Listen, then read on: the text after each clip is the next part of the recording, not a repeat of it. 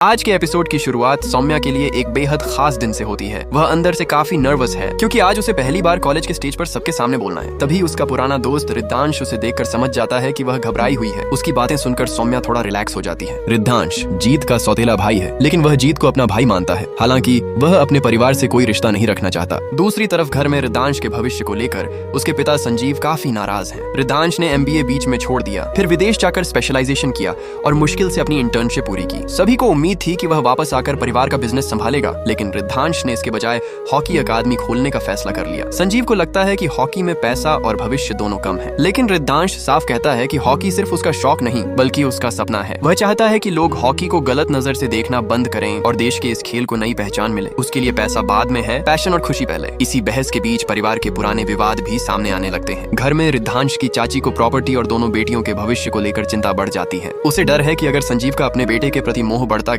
तो उनकी बेटियों के हिस्से में कुछ नहीं आएगा। लेकिन रिद्धांश के चाचा उसे समझाते हैं कि ऐसा कुछ नहीं होने वाला है। उधर सौम्या के पिता भी अपनी बेटी को लेकर चिंतित हैं। उन्हें लगता है कि उनकी बेटी को अपने डर से बाहर निकलना होगा। फिर आता है कॉलेज का सबसे बड़ा पल। कॉलेज के नए स्टूडेंट्स के स्वागत के लिए कार्यक्रम शुरू होता है। संजीव स्टेज पर जीत को बुलाते हैं और उसकी खूबियां गिनाते हुए उसे कॉलेज का स्टार स्टूडेंट बताते हैं। लेकिन इसके बाद संजीव अचानक जीत की सबसे बड़ी कमजोरी पर हमला कर देते हैं। वह कहते हैं कि जीत पढ़ाई, स्पोर्ट्स और डिबेट में भले ही टॉप हो, लेकिन गुंडागर्दी में भी उसका कोई मुकाबला नहीं है। जीत सबके सामने यह बात सुनता है और उसके चेहरे का गुस्सा साफ नजर आता है, खासकर इसलिए क्योंकि ये सब कहने वाला खुद उसका अपना पिता होता है। लेकिन असली परीक्षा अब सौम्या की होती है। जब उसका नाम स्टेज पर बुलाया जाता है तो डर के कारण उसके मुंह से आवाज तक नहीं निकलती। पूरा कॉलेज उसे देखने लगता है और कुछ लोग उसका मजाक उड़ाने लगते हैं। सौम्या की आंखों में आंसू आ जाते हैं और उसे लगता है कि वह फिर से अपने डर के सामने हार जाएगी। लेकिन तभी वह जीत के हौसले और माँ दुर्गा के आशीर्वाद से खुद को संभालती है। सौम्या माइक उठाकर अपना परिचय देती है और फिर अपनी लिखी हुई कविता सुनाती है। वह बताती है कि उसने जिंदगी भर अपने डर को खुद से बड़ा समझा, लेकिन अब वह अपने डर को हराना चाहती है। वह एक दिन अपने पंख फैलाकर अपने सपनों की दुनिया बनाना चाहती है। उसकी बात पूरी होते ही पूरा हॉल